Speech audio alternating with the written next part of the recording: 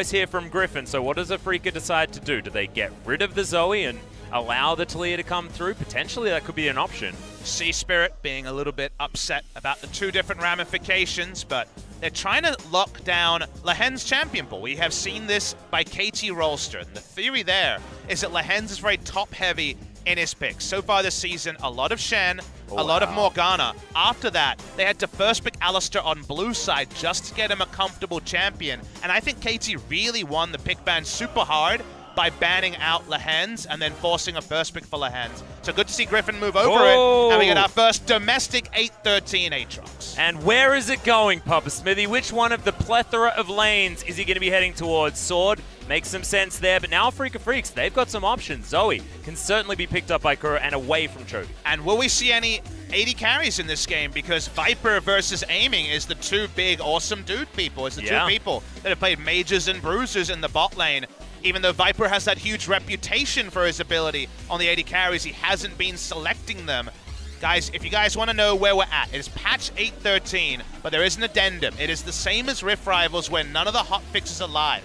Everyone talked to Riot Games. There was a lot of dialogue about how to approach this week, and the basic takeaway was not enough time scrimming with the hotfixes enabled with the 2-day turnaround for the Rift Rivals team, so they'll be enabled in the future. For this week, it's the same as Rift Rivals.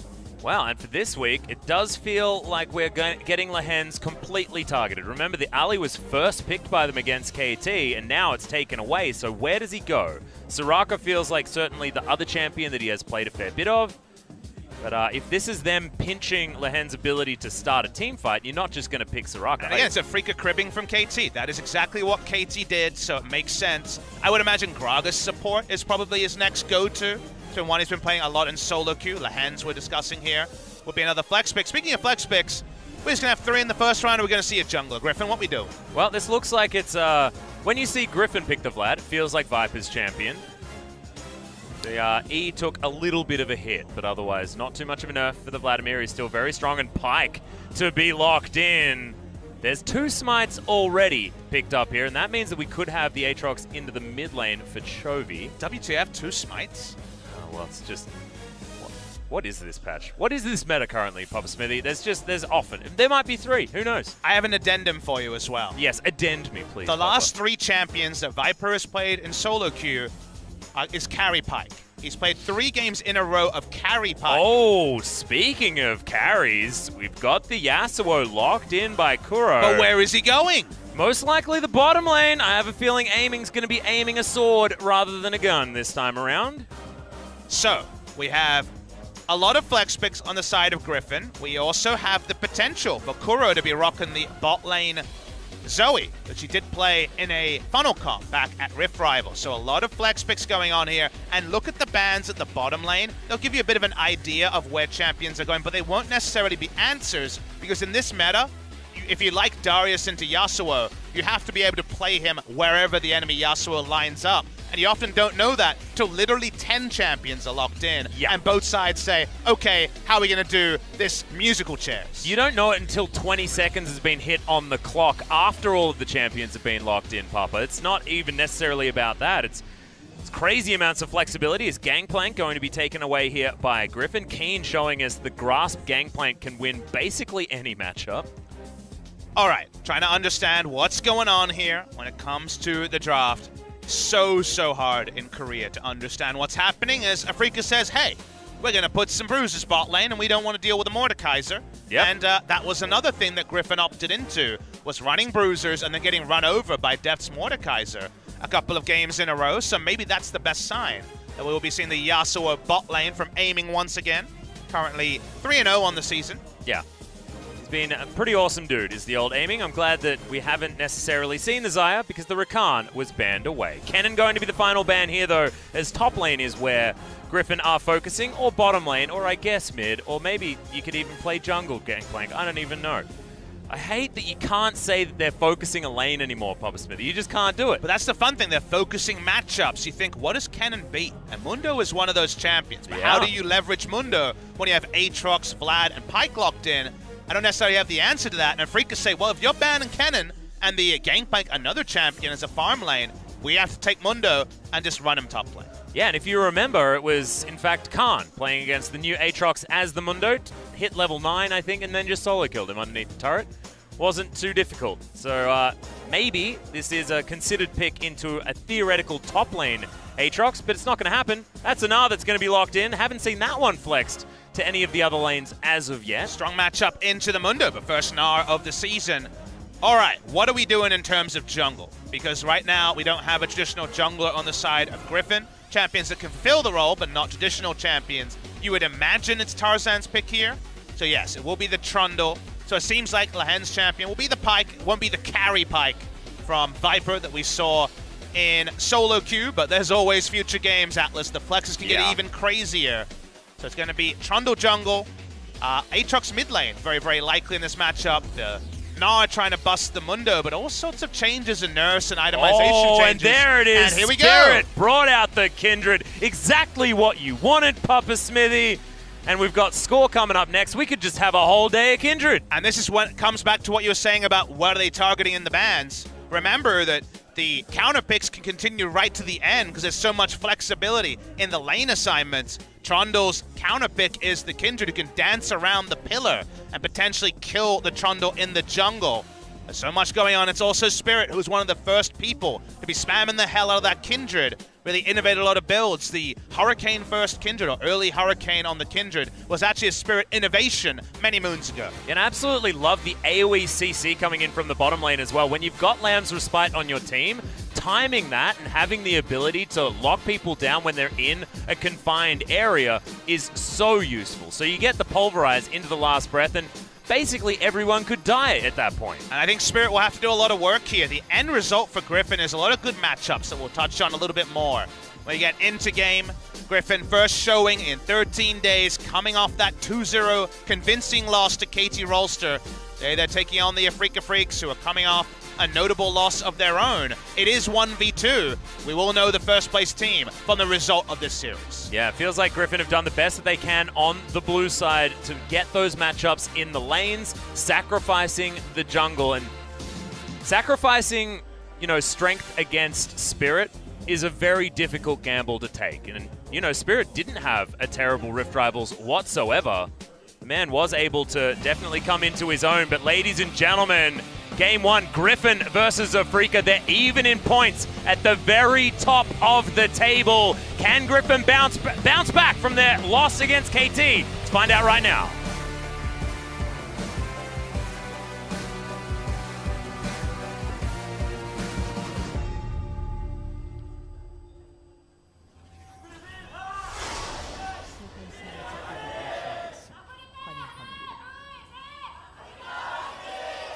Well, even though the fan vote online was in favor of Griffin inside this Soli Stadium right now, it feels like the Afreeca fans were in fuller voice.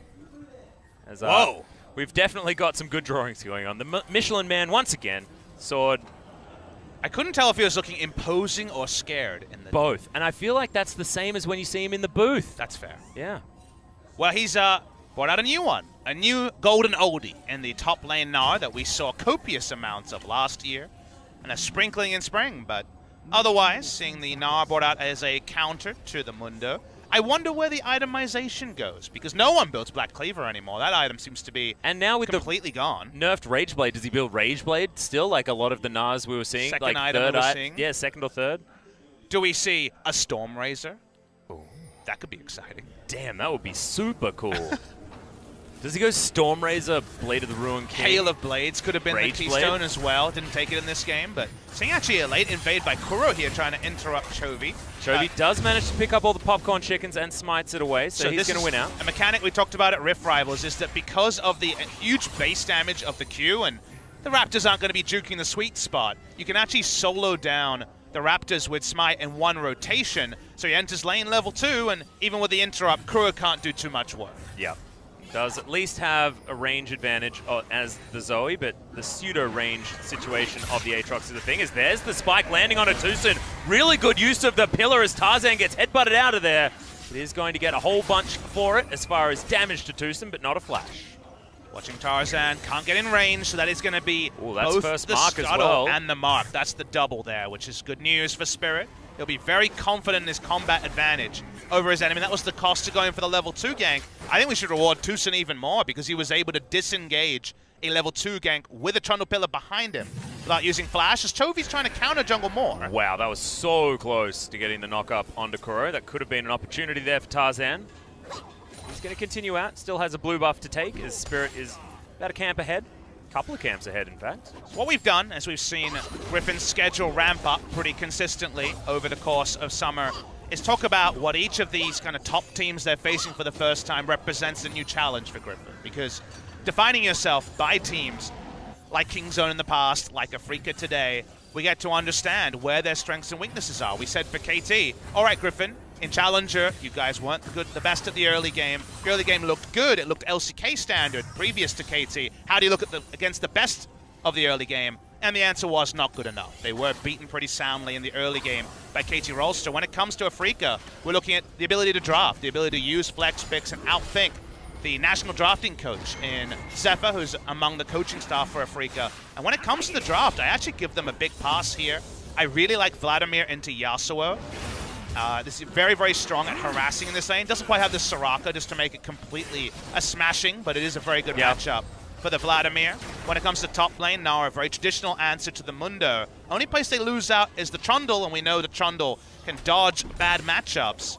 See if Trundle can make his presence known, as Tarzan's Trundle is 4-0 and very impressive in terms of pathing on the season. Yeah, and already impressing us as well with that very early game towards the bottom side. Did lose out on the Rift Scuttler, but that could have been very detrimental. Interesting fact, Bob Smith, it's the first time the Keen has played Mundo so far this season. In fact, it's the first time he's played a tank in the LCK. And it's the first time, well, not the first time, but definitely a notable time here. Hasn't been visiting this. He's taken the bad end of a matchup. Usually they've tried to counterpick for him, and when they lost a couple of series in a row, that was when we actually saw them try to blind pick top laners and get counterpicked. So let's see how he does in a matchup that Sword should be able to run pretty easily. Yeah, and so far Keen has been keeping the wave in a really nice spot, so should be absolutely fine here up against the Nah, who's been certainly set up to harass and get rid of the Mundo early on with the fact that he's taken Summoner Aerie. Speaking of setups, though, you can see how much Afreeca is indexing into getting the marks for Spirit and invading with their jungler.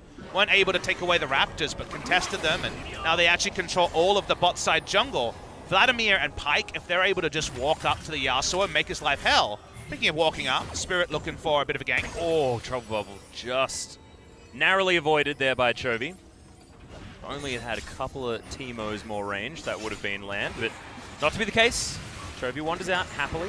We're fighting for the scuttle here. This is Tarzan on his weaker side. Spirit already has control over it. See what happens. So much contest on for this scuttle. Yeah, and you've got early rotation by Griffin as well, so Spirit not going to be able to take this one. Mahens is going to start this one off. It's been really fun to watch this game in terms of what the map means for who should get an objective at the bot side scuttle. 3 wards invested, but because they had the first rotation from mid and bot, they actually lose out on the scuttle to Afreeca, who had done all the hard work to try to control. The double effect there was that if they could actually take away bot side scuttle, maybe Aiming and Tucson could overextend for an all-in trade rather than just get poked out by the Vladimir over time. But that small shift in momentum did grant scuttle to the side of Griffin. Yeah, very nicely done. I actually saw Spirit. I was thinking, yes, he can take the 1v1 against the Trundle, but you think a few steps further, him moving away immediately certainly makes all of the sense in the world. Building towards Warrior Enchant, no Blood Razors this time around. For the Kindred, has certainly been the way of our Kindred players so far in the LCK. Chovy wants to get tricky with his smite and try to contest some of these camps. Won't happen for now. Yeah, it's been a frustrating time for a lot of junglers at the current situation, given the fact that Smite mid has become so popular in solo queue and things like that. Watch the hands here. Oh god, Spirit is just going to get poked back. Immediate exhaust comes in. Tucson understood where he needed to be, but it's not going to be good enough. And first blood goes over to Griffin. Griffin ahead of the play. They're invading as well. Yeah, maybe some more as Infernal Chains thankfully are going to time off for Tucson. They are going to be able to take this red buff, though. They've got a couple of smites hanging around Chovy. Just throws his in there just to get a bit of his health back. And this is my favorite style of League of Legends, the aggressor, the spoils. If you're going to make the first rotation and try to make a proactive play, they did it at the right time. Pyke hit the map so early. No boots of mobility. Those are just boots one. It's Tucson bot side trying to punish Viper. It's still a Vladimir. This is the thing. It's the Vladimir. It's absolutely genius. This is why we talk about Vladbot being so strong, is that you just leave him. And who's a really good ganking, roaming support? Pretty sure Pyke is up there, and he's, speaking of up there, in the top lane as Keen. Has at least the ultimate running, but can they burst him down is the question. They're tanking up this turret as best they can, but Keen, he's on a merry jaunt towards the enemy base, and he ain't surviving. Tarzan grabs his second. So close to completing that business deal, but 3 members means that eventually, with a He was cacophony put on hold, of summoners, Papa. yes, he was put on hold. He'll have to get back to that one in about 10 seconds. It was level 7, so the death timer is still noticeably shorter. They have to be very quick to push the wave. Will they get the turret with the reduced death timer? Damn, it's going to be close. Yeah, well, I think that the teleport's not going to be fast enough, and Keen, he thinks so too. Taken down, the minion wave eradicated as well. Might even be able to get that one to turn back in their favor and pick up an extra couple of waves here for Sword. All going the way of Griffin. This is early game domination once again that Afreeca are suffering. And because Viper was able to get a lot of experience, wasn't zoned from much, maybe you just see the Sunfire cape being built and send him against the Mundo. The flexibility of the Vladimir not needing a support once he gets past level 7 or so and having his cooldowns in a reasonable spot means lane assignment is very fluid when you have Vladimir bot lane, so no surprise that Viper returns to it for the 5th time this season. A lot of these win rates are very, very high, as Lehens is not going to be able to repel this lane 1v2. Yeah, and Viper doesn't have the teleport this time. He went for the electrocute Vladimir, so wants a bit of extra movement speed with the Ghost, and that is going to be teleport, in fact, cancelled by Sword towards the bottom side, keeping that outer turret up. As, speaking of up, Chovy takes a lot of damage, and Kuro able to at least knock him down a peg or two. World Ender, of course, available. You need to kill him while the Trouble Bubble stun is there in order to take him down. And these control wards are the gold standard against mid laners with Smite. We're going to see more and more of them, very big in Korean solo queue. Aatrox and Talon are the 2 big ones. We saw both of them at Rift Rivals. The double control ward from Afreeca around the mid lane controls the ability for Chovy to get to both his Raptors and the Scuttle Crab when it spawns on bot side. That is what the Smite has taken to secure those objectives. So just like answering a global champion who wants to roam bot lane, if you're all about keeping the mid laner accountable, that's where you want those double control wards. Yeah, when's Diana mid coming back? You know, she'd be pretty She's damn pretty good at with a killing snipe. them, yeah. Pale Cascade. Oh, I'd be ready. I'd be ready. Might have a chat to some of the players between the series, see whether we can get anything spicy. Highly doubt it is going to happen, but Sword, he's on a bit of an adventure in the enemy jungle. Wandering over Vision as Spirit is over here, but oh man, Kuro's getting super unlucky with a lot of these Trouble Bubbles, and that is going to mean that the Nara is completely safe, and we'll head back towards the top side and pick up those juicy red dots. Build-wise, he's gone Berserker Greaves. That's probably the first time we've seen a Berserker Greaves Nara in about 2 years. I think Cuvée was the last person we saw from some of his I'll build a rapid-fire cannon and more damage Nara builds. That's a weird choice. It's a I want to dunk on Mundo for as long as possible choice. There's always an item timing where Mundo with Randuins and Sunfire Cape, maybe even the throwing in the Warmogs will be able to answer a Gnar. Yeah.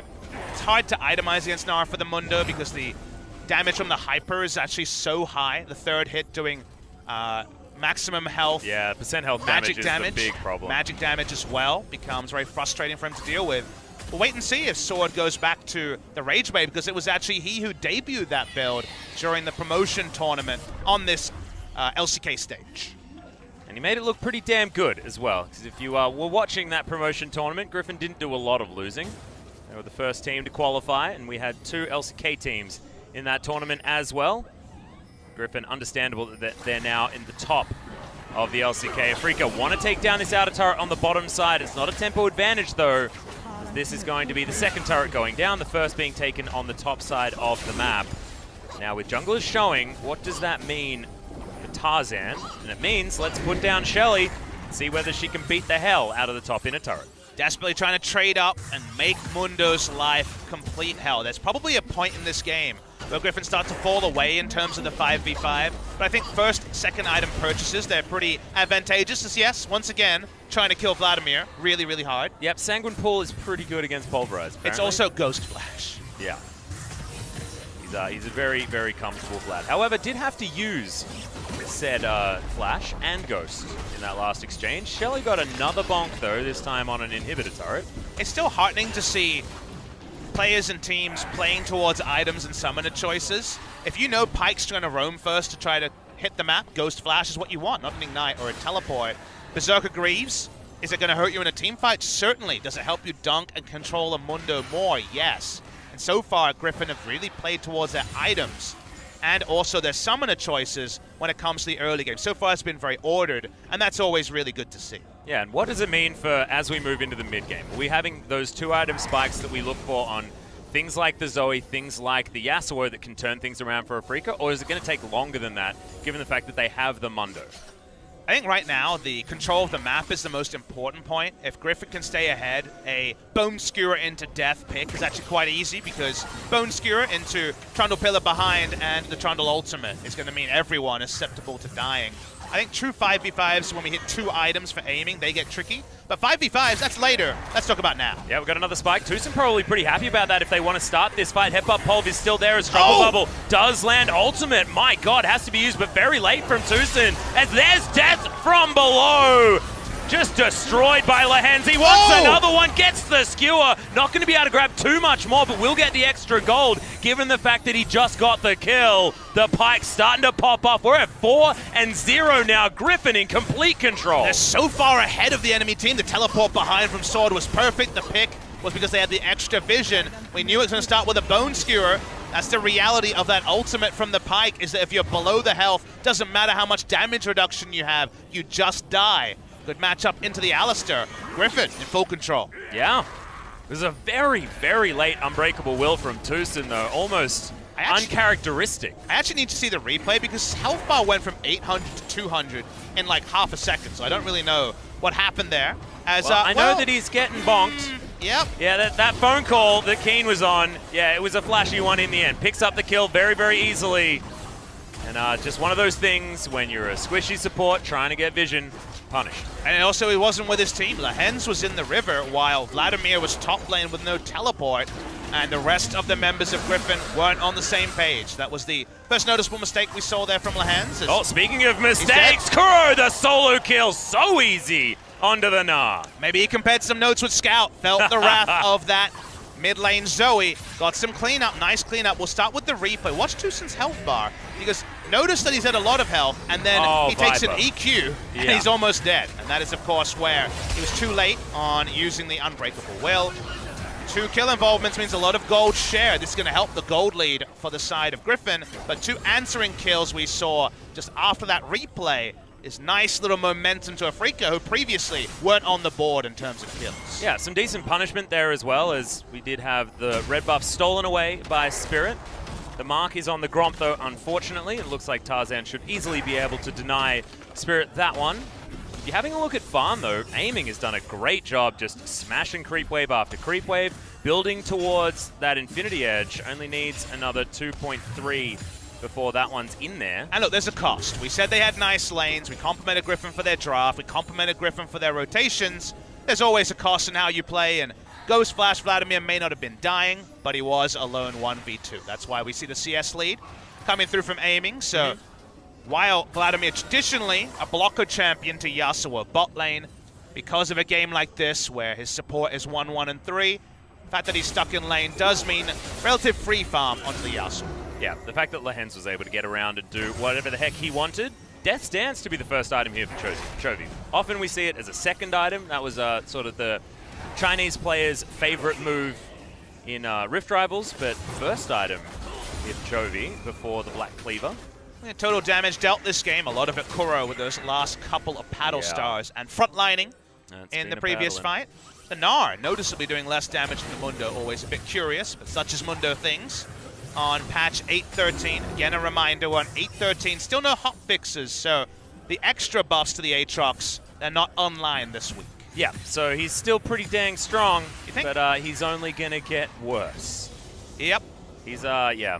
How have you been faring in solo queue, Papa, now that you have to ban Aatrox every game? I just took the alpha move of just not playing solo queue for a while. That's a way to do it. That is definitely a way to do it. Coming back to your build discussion, it's about CDR. 40% CDR Aatrox is such a monster, such a short cooldown on the Q, that Black Cleaver and some form of extra CDR is the way you want to go.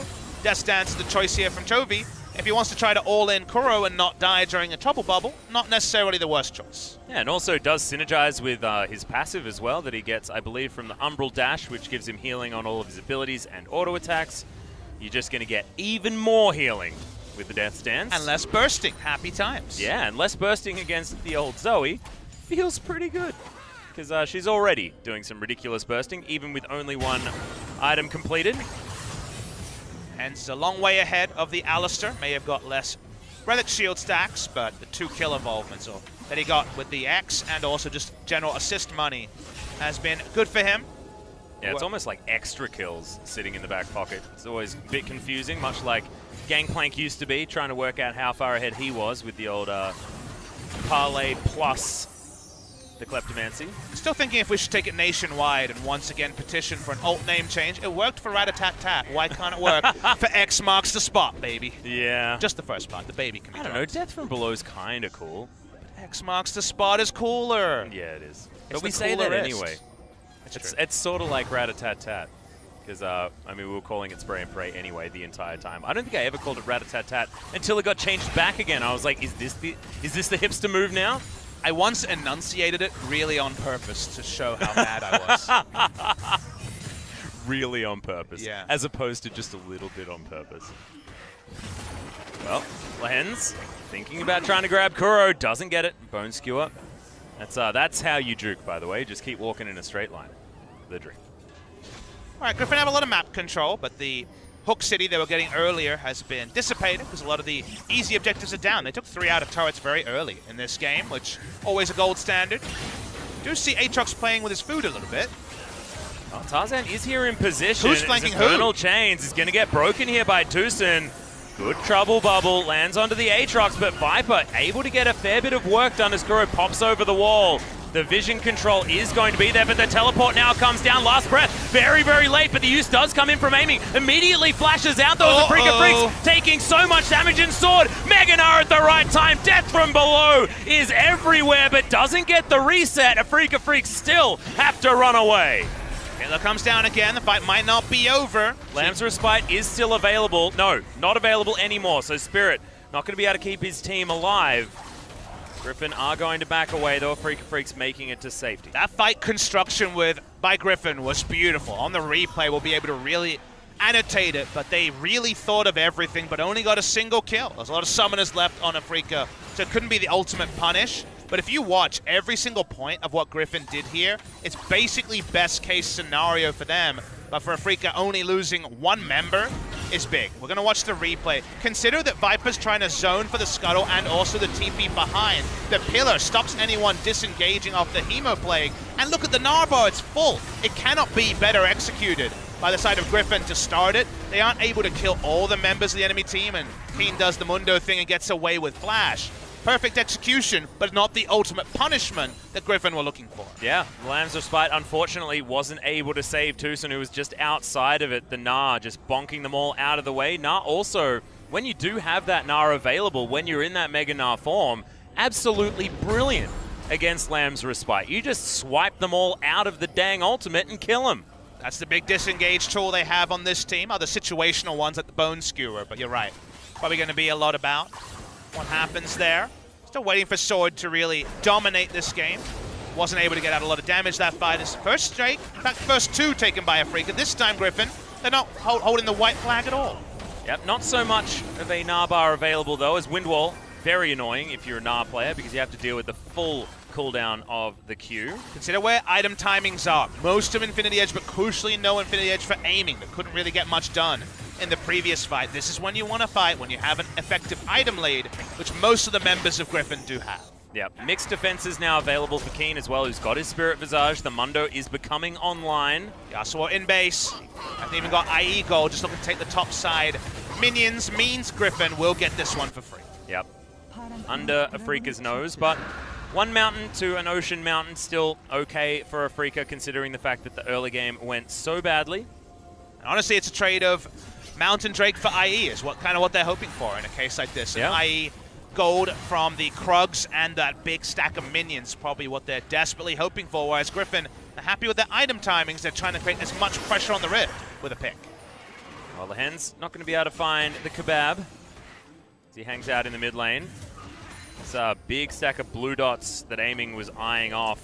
He knows he just can't go there because there's too much vision and too many members of Griffin that are hanging out that could potentially be up there.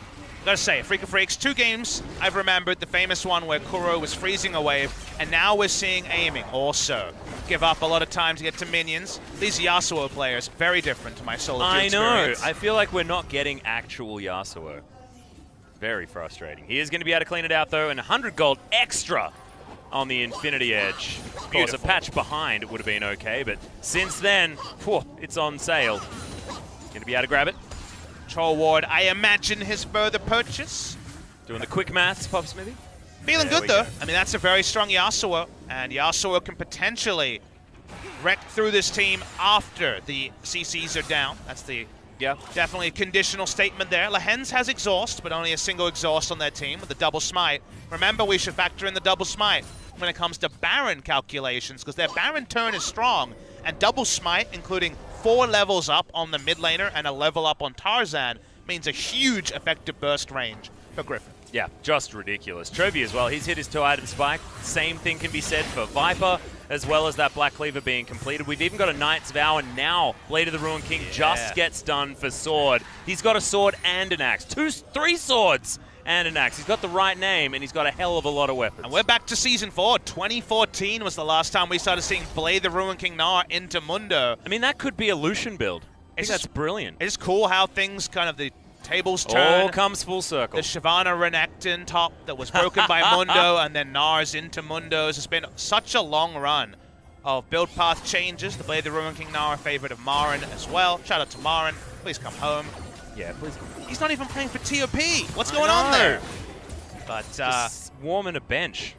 Their whole goal this game is to have Sword control the Mundo and then teleport first. See if those teleports come in soon. Oh, Kuro, he might need to be a bit careful here. Goes Golden. Still has a whole lot of his buttons available as Tucson. That's a very early ultimate as Afreeca Freecs didn't want to use that right then. Tucson once again going to be pulled back in, but Afreeca Freecs finally invest the teleport, cancel it. Both of the top laners, in fact, going to be back down here and will stay here, allowing for a potential 4v4.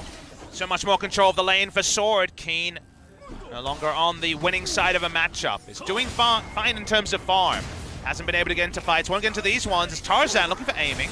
Yep, it's got no one to get to. Actually, just going to jump on with the last breath. Has to flash to get out of the way. Goes Golden now as Tucson finally will turn up, and Spirit's going to be there with the Lamb's Respite to try and keep him alive. Ultimate is on cooldown as Aiming wants to try and utilize that extra armor penetration, but Tucson, there's no ult. This time it's Chovy. The flanking play comes in, tries to find the knockups as Lamb's Respite just makes it the Thunderdome. Tucson, huge pulverized knockup, but they've traded 1 for 1. The Kindred is still alive for a long time, but Sword just boops Kuro out of the fight. And now Keen, 1 versus 4, ain't gonna get anything done.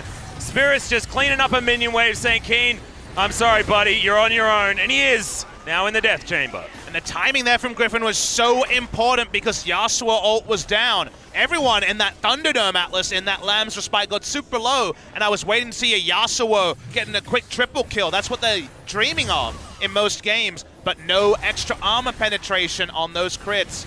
Big cost there. Not able to rip through, and this should be Baron to the side of Griffin. Yeah, no last breath as well in order to hold them all up after what was a glorious pulverize that Tucson got down, but he had to use it to keep himself alive. And now it means Baron. Griffin are going to easily take this one down. Spirit fighting against Sword, but remember, Sword's got a whole bunch of items, and Lehens is here to try and help. Oh, God. Yeah, tried to go for the death from below, but Tucson's still going to suffer the wrath, had his ultimate, but that boot back is the wrong way. Blast Cone not helping him, in fact hindering him. And back to the paddock to you, Mr. Tucson. Tucson's decision-making at Rift Rivals really hurt the team in the final game. His use of Abyssal Voyage, I've had my criticisms of his Tahm Kench. Definitely weren't going to find any different results in that final game. Here, he's been trying to frontline as the Alistar, but he outplayed again and again by the side of Griffin, just overrating his tankiness. The Baron buff is down. So the split pushing with a high AD and attack speed build. Afreeca's being pulled apart, and they desperately want a way to actually force Griffin in a 5v5, but maybe after the pesky Baron is gone. Yeah, it's 2.5 minutes though, and it's already 8,000 the gold lead. This inner turret's certainly going to go down. It's, oh god, the emo plate, allowing for so much extra burst damage. Chovy right in amongst the fight. He is the world ender right here. Lamb's Respite underneath the dang turret, and the heal does nothing. Spirit's going to explode. Viper just having the time of his life in the backline. Double kill for the Vladimir. Keen's going to go as well, as the Pyke will use the death from below to secure a couple of kills on the back end. And is that the winds of change? Is Griffin the team to break the hold that the big teams have had over Korea? We won't know that for a long time, but for game one we said, how can they do in the draft against the best drafting team? Pass marks there. The execution after 2 weeks of waiting was worth the wait. Damn right it was. 28 minutes and they dispatch Afreeca Freecs effortlessly. That was beautiful control from a team that we expect good things in the late game. Their coordination in teamfight certainly was beautiful, but Tarzan all over the map on the Trundle in a rough matchup against the Kindred, still able to get the work done and gave Griffin a glorious start and a glorious finish. Whenever they're facing these teams for the first time, you never truly know how Griffin will stack up. We'll know that when they face Gen G, their last of their opponents in the first round. Another team that had a couple of weeks off as well, that were able to, you know, calmly assess what to do next. When Gen G were on the down, Griffin, they had their first down moment, but showing that it was just KT Rolster. They're back on the horse here. It's unenviable for the Afreeca Freecs. Less than 48 hours turnaround from landing in Korea. They may have played 8-13, but the Korean understanding of 8-13 and the Rift Rivals agreement is always going to be different. There's always going to be slight changes on the meta. Well-deserved victory. The dives here were so strong, and so often the world ender, I think of it as the game ender, because the Lamb's Respite wasn't going to be enough. Yeah, and you saw Chovy tanked up that turret for that entire time and straight up didn't care about any of the buttons being pressed by Afreeca. Unfortunately, Spirit couldn't make the Kindred work very well either, but damn, all over the map were Griffin. Beautiful Aatrox play from Chovy. And the Pyke did exactly what he needed to. I wanted that carry Pyke that you were talking about as well, Papa, but glad to see Lehen's certainly able to get around the map and affect change. If we've learned anything about Griffin, just be a little patient. They'll get there with the new stuff. They always have it. The mid lane Aatrox with Smite worked a trick compared to Maple, who struggled to get any value out of the Smite when we saw it at Rift Rivals. They really were able to navigate first the Mundo power pick and the Zoe power pick with different stuff than we've seen before. Griffin a step ahead. They've been a step ahead of the LCK for the majority of this summer season. It's only a game one. Afreeca can certainly come back on with a more tight draft in game number 2. But on the blue side, Griffin really made this impressive and also closed it really early. Well, I mean, Afreeca Freecs have actually been playing the best on the blue side thus far this season. They've only lost one on the blue since the start of the season, and I think that's including Rift Rivals as well. No, it's not. No, it's not. Cancel that one out. As they will be over to, theoretically, the Afreeca Freecs' strongest side. Does make sense based on their colors of the logo. But getting counter picks certainly sounds scary if you're looking down the barrel of a Griffin 2-0.